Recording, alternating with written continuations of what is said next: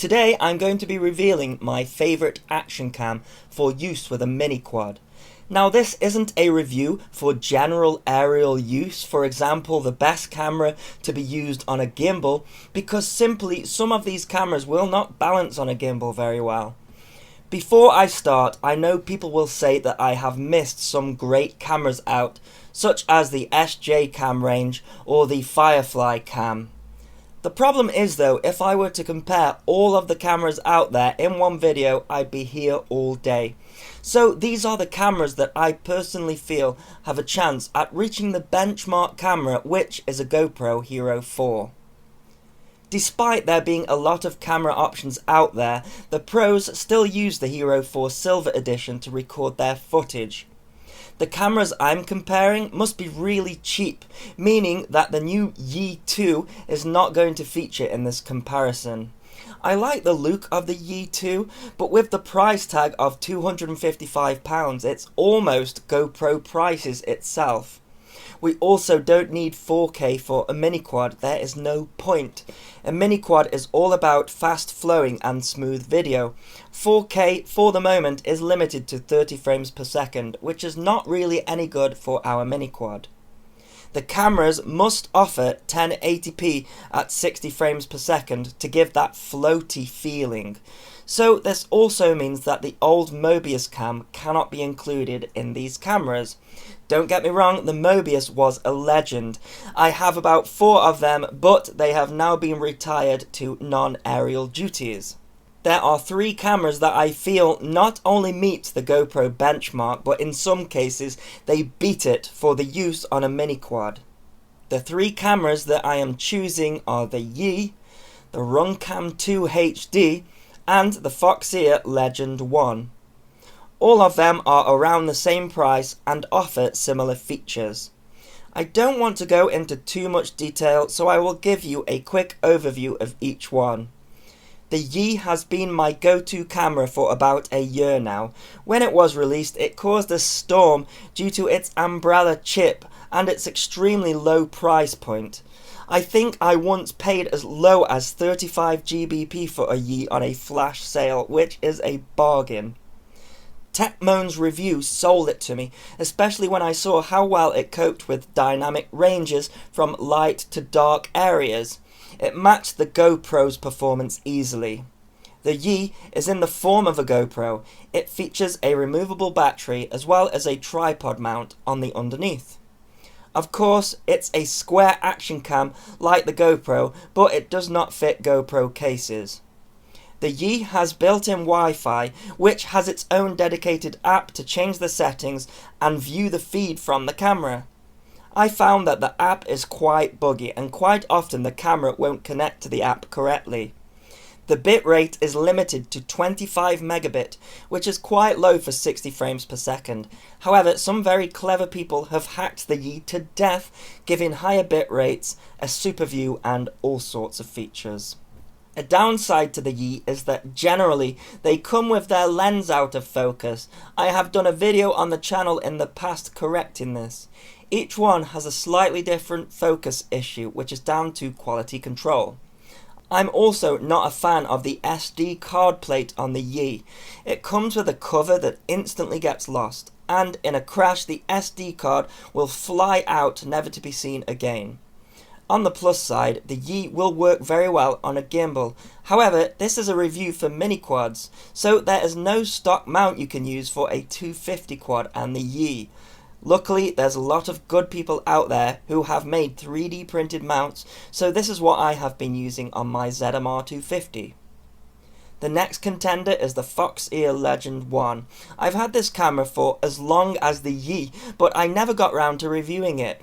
Its selling point is that it has the same chip as the Yi camera, only this time it comes in a more aerodynamic form factor like the old Mobius cam.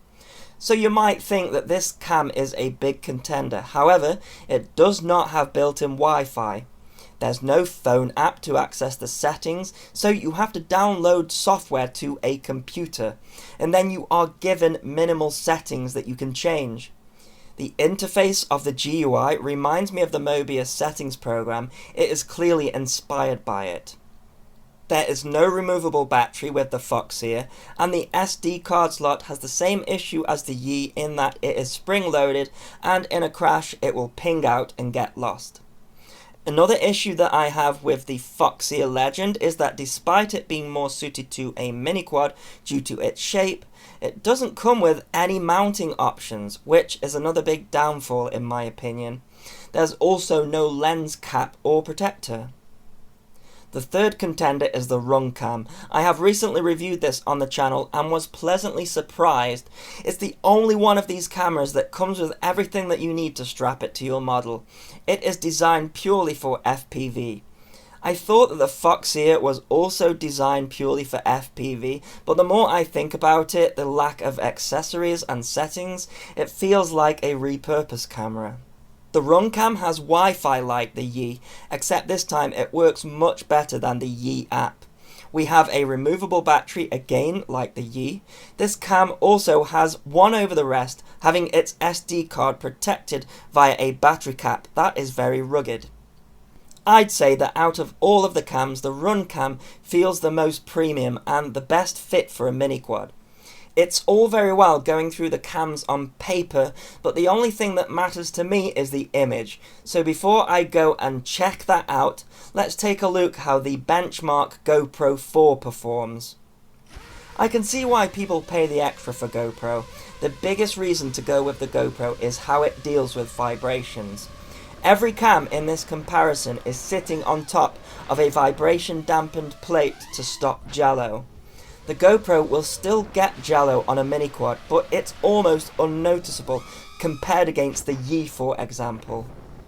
The sound of the motors is also the best on the GoPro out of all of the cameras. However, the battery on the GoPro is really bad.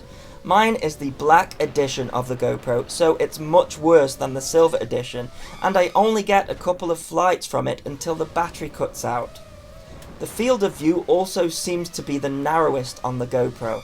Apart from that, there's nothing spectacular about the image. It is sharp and smooth, which is everything you would expect from a £400 camera.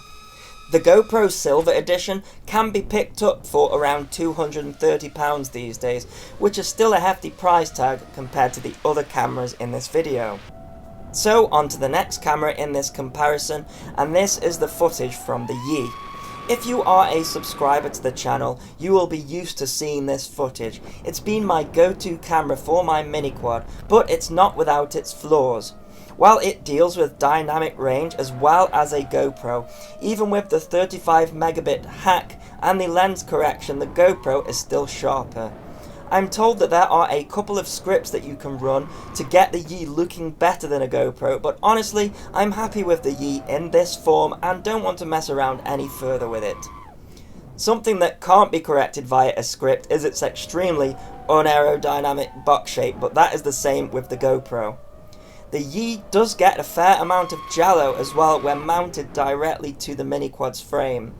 So it's sat on top of the ZMR 250's vibration dampener, as are all the cameras in this comparison. The problem with that, as well as the GoPro, is that the front of the camera acts as a windbreak, and it knocks the vibration plate in fast forward flight and high G maneuvers. It's not as bad as the shake from jello, but it's there nonetheless. It can also be felt on punch-outs. The quad definitely flies faster with the other two cameras. This could be down to less weight, but it's also definitely down to their better aerodynamic shapes. Another problem I've always had with the Yi is the sound quality. While I've only ever been interested in its image quality, it would have made a nice hat cam if the audio was better. Some people say that the microphone gets muffled inside, and there's a mod that you can do to make it more clear of its internal objects. However, I believe that the mic is a hardware problem as well as its internal position.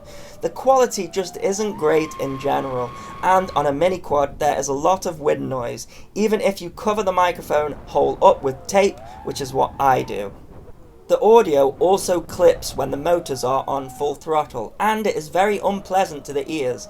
I found that the best thing to do is to reduce the volume in a video editor and play a music backing track to get a nicer sound. Next we have the footage from the Foxeer Legend. I have had to cut the sound from this clip due to the battery getting low on the camera. The camera beeps constantly when it's about to run out of power. This could perhaps be heard on a plane, but with 4 Cobra motors blasting out their sound, the beeping can only be heard on board, which is annoying. Despite me having to cut out the sound, I believe that the Foxeer Legend 1 has the best audio out of all of the cams in the comparison. You will notice that the image is also hard to distinguish between the Yi, which is definitely a good thing. The image is not as crisp as the RunCam, however the way that it deals with dynamic range is really good and on par with a GoPro. Despite the Foxeer's aerodynamic profile, I'm getting some buffeting from the vibration dampening plate with fast maneuvers, but in general the quad is flying better than with the Yi. Onto the RunCam, and as mentioned in my review, the sound can only really be used on a Miniquad, again with a backing track behind it to make it more pleasant to the ears. While the poor audio I believe is done on purpose to try and reduce wind noise, it does have the worst audio out of all of the cameras in this video. Luckily, I'm more of a fan of a decent image rather than sound, so the RunCam sits nicely in this list. The quad flies the best with the RunCam. It also has the least amount of buffeting sat on my vibration plate. Against the Yi, it does lack in dynamic range, meaning that adjustment to different lighting conditions is slower. When the camera is pointed to the sky, there are dark patches in the corner of the screen, and when it's pointed directly at the sun, the camera favours to show the sky rather than the ground, leaving the ground dark. The Yi and the Foxeer handle this much better. So, which do I think is the best? Here's some extra footage of the winner. Can you guess which one it is? For me, the clear winner is the Foxeer Legend 1. The app settings aren't very good, there's no removable battery, the SD card will ping out in a crash, but none of that matters to me when the image and audio is just the best. I understand that people are going to have different opinions. I've seen videos just like this where the RunCam came out on top, and other videos where the Yi did, and even other videos where the SJ cam was preferred. I agree that the other cameras do excel in areas where the Legend doesn't, but for me the important factors are as follows. How well will the quad fly with the camera attached? The Yi acts like an air brake in forward flight. I can tell the difference instantly when flying it compared to the other two cameras.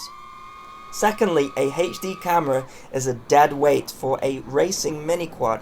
We take the extra weight as a cost in order to enjoy the HD recording of the flight. Most racers will not actually race with a HD camera, only freestyle is usually recorded. Both the Foxeer cam and RunCam weigh a lot less than a GoPro or a Yi. The Legend has the better picture, dynamic range and sound in my opinion, so the Legend wins.